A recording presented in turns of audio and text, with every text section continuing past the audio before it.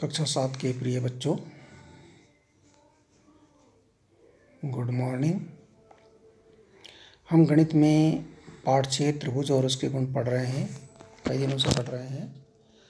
अब हमारे पास एक गुण है जो कि हमने पिछले वीडियो में भी पढ़ा था कि समकोण त्रिभुज में पाइथागोरस गुण। उसी को हम दोबारा याद दिला देते हैं कि किसी समकोण त्रिभुज में एक पाइथागोरस गुण होता है जिसके अनुसार किसी समकोण त्रिभुज में कर्ण का वर्ग शेष दो भुजाओं के वर्गों के योग के बराबर होता है। किसी समकोण त्रिभुज में कर्ण का वर्ग शेष दो भुजाओं के वर्गों के योग के बराबर होता है, यानी कर्ण का वर्ग बराबर लंब का वर्ग प्लस आधार का वर्ग। अब समकोण त्रिभुज में आपको कर्ण जरूर की पहचान होनी चाहिए कि कर्ण कौन सी भुजा है। 3 भुजाएं किसी समकोण त्रिभुज में 3 भुजाएं होती हैं, एक कर्ण, ठीक है, एक लंब और एक आधार, जिसमें मुख्य आपकी है कर्ण। ये तो अदला बदली हो सकती है, लेकिन कर्ण तो बिल्कुल सही पहचान होनी चाहिए। कर्ण की पहचान है समकोण त्रिभुज में सबसे लंबी जो भुजा आपको दिखाई देती है वही कर्ण होती है। पहली पहचान ये है।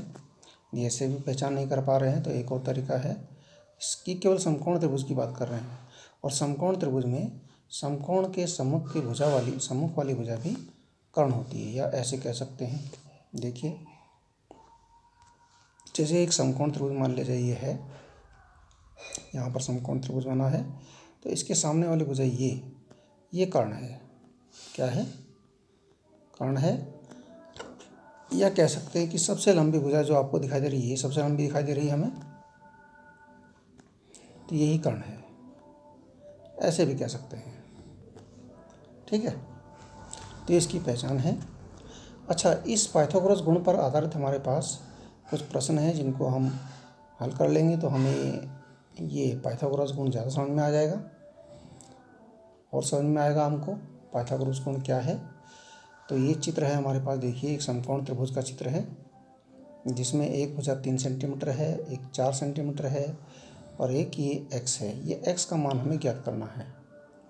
चित्र तो जो अब देखिए चित्र में पहचानिए कि कर्ण कौन सी है। जो x जो भुजा है वो कर्ण है, 3 जो है वो लंब है, और 4 जो है वो आधार है। अब अगर आप गलती से ऐसे लिख दें कि 3 आधार लिख दें और इसको लंब लिख दें, नीचे वाली को जो 4 है वो लंब लिख दें, और 3 जो लंब लिखा है हमने उसको आधार लिख दें, तो कोई फ़र्क नहीं पड़ेगा। आप कुछ भी यहाँ पर आधार आप लिखा जा सकता है, यहाँ पर लंबी लिखा जा सकता है, कोई फ़र्क नहीं पड़ने वाला। लेकिन यदि कर्ण को आपने 3 डाल दिया या 4 डाल दिया, कर्ण को आपने x के स्थान पर 3 या 4 लिख दिया, यानी इसको कर्ण लिख दिया या इसको कर्ण लिख दिया, तो गलत हो जाएगा। कर्ण वो होती है जो सबसे लंबी होती है, पहली बात। दूसरी बात वो होती है जो समकोण के सामने होती है। समकोण है, इसके सामने ये पड़ रही है, तो ये कर्ण है। ठीक है, इतनी पहचान हो गई। अब है पाइथागोरस गुण। पाइथागोरस गुण क्या है? कर्ण का वर्ग बराबर लंब का वर्ग प्लस आधार का वर्ग। ठीक है ना। तो कल मैंने कुछ वर्ग बताए थे, वर्ग कैसे निकालते हैं वो अभी हमारे पास नहीं है, लेकिन कल हमने बताए थे, उसका ध्यान कीजिए। उस लिस्ट को देखिए कि उसमें किस किस के वर्ग हैं। हमने 1 से 20 तक की संख्याओं के वर्ग उसमें लिखे हैं।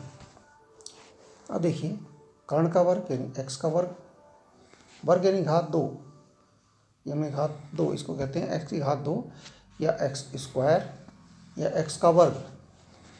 अब ये लंब का वर्ग, लंब 3 है, 3 की घात 2, ये 3 स्क्वायर भी बोल सकते हैं, 3 का वर्ग भी बोल सकते हैं, और 3 की घात 2 भी बोल सकते हैं। ऐसे ही है 4 आधार का वर्ग, यानी आधार की 4 की घात 2। ठीक है ना। अब देखिए, अब x का तो वर्ग है। अब यहाँ देखिए 3 का वर्ग, यानी कि 3 गुणा 3, 4 का वर्ग यानी 4 गुणा 4, 3 तिया 9, 4 चौक 16, 9 और 16 आ गया, 16 और 9 हो गए 25, x का वर्ग बराबर हो गया 25। अब x का वर्ग 25 क्या होता है? 25 5 का वर्ग होता है। 5 गुणा 5 कितना होता है? 25, या कह सकते हैं 5 का वर्ग। 25 जो है 5 का वर्ग होता है, तो हमने उसी रूप में उसको ला दिया, क्योंकि हमारा x भी वर्ग के रूप में है, तो 25 को भी 5 के वर्ग के रूप में ला दिया। अब हम इसका मतलब क्या हुआ? x का वर्ग बराबर, इसका मतलब हुआ देखिए x का वर्ग बराबर 5 का वर्ग। इसका मतलब x के स्थान पर 5 है, x बराबर 5, वर्ग वर्ग दोनों तरफ से कैंसिल हो गए, x बराबर 5 इकाई, ये 5 होगा। ठीक है, आगे बढ़ते हैं। इसी प्रकार से हमारे पास है चित्र में कर्ण बराबर x, लंब बराबर 6, आधार बराबर 8।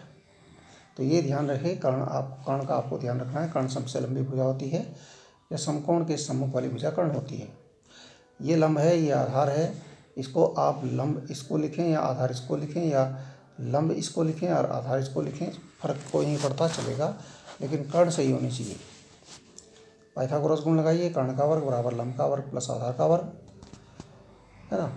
यानी x का वर्ग, लंब का वर्ग 6 का वर्ग, आधार का वर्ग 8 का वर्ग, 6 का वर्ग यानी 6 गुणा 6, 6 गुणा 6 होता है आपका 36, 6 का वर्ग हो गया 36। 8 का वर्ग यानी 8 गुणा 8, 8 अट्ठे होता है 64, यानी कि 64, ये लिख दिया हमने। अब x स्क्वायर बराबर आ गया 36 प्लस 64, तो x स्क्वायर बराबर क्या आ गया? 36 और 64 हो गए 100, x की घात 2 में, यानी कि x का वर्ग बराबर 100, x का वर्ग बराबर 100 आ गया। अब 100 जो होता है, 100 जो होता है वो होता है 10 गुणा 10,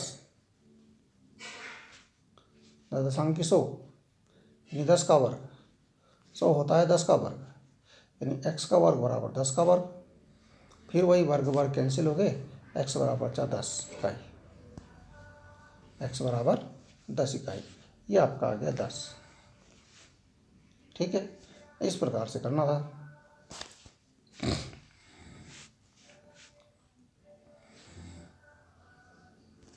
अब यहाँ देखिए तीसरा चित्र हमारे पास है। इसमें ये भुजा 15 है, ये आपकी 8 है, और ये आपकी x है। इसमें कर्ण आपका x है, इसमें भी कर्ण x है, लंब 8 है और आधार 15 है। पाइथागोरस गुण से कर्ण का वर्ग बराबर लंब का वर्ग प्लस आधार का वर्ग। कर्ण हमने लिया, कर्ण हमारा x है, लंब हमारा 8 है और आधार हमारा 15 है। 8 का वर्ग, 8 का वर्ग यानी कि 8 का स्क्वायर, 8 गुणा 8, 8 अट्ठे होता है 64, ये लिख दिया 64। फिर 15 का वर्ग, इनके 15 गुणा 15, या तो गुणा कर लीजिए, याद कर लीजिए, 15 में 15 की गुणा कर लेते हैं,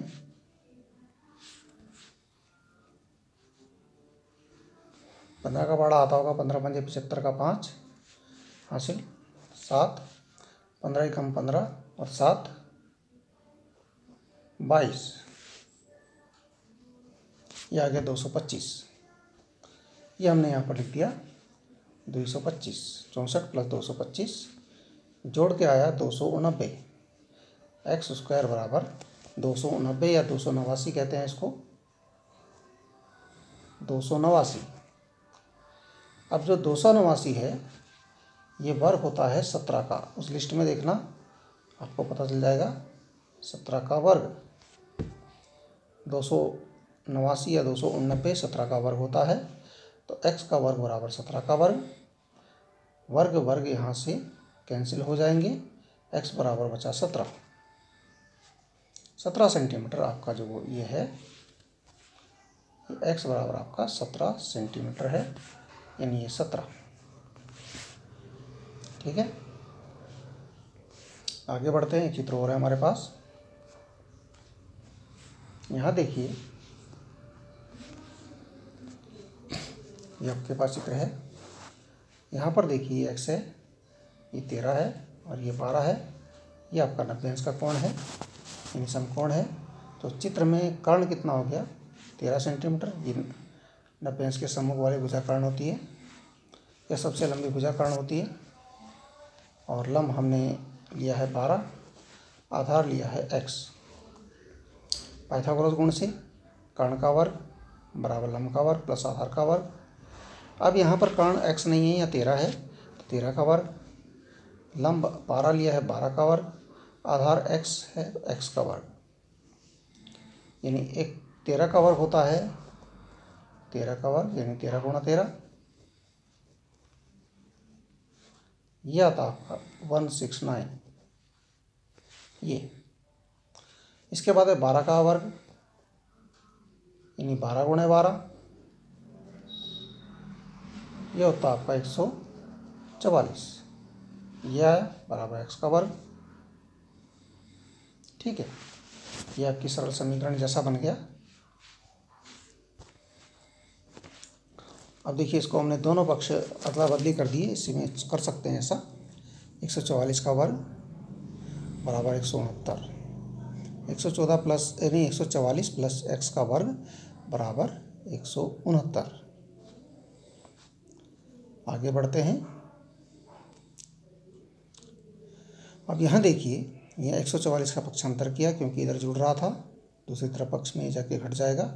169 में से 144 घटाए बचा 25, और 25 आपको पता ही है 25 5 का वर्ग होता है, 5 गुणा 5 बराबर 25 होता है, यानी 5 का वर्ग। तो x का वर्ग बराबर आ गया 5 का वर्ग, वर्ग वर्ग कैंसिल हो जाते हैं, x बराबर आ गया 5 सेंटीमीटर। भैया आपका आंसर आ गया। इतना ही काम है आपके पास, इतना काम कर लीजिए।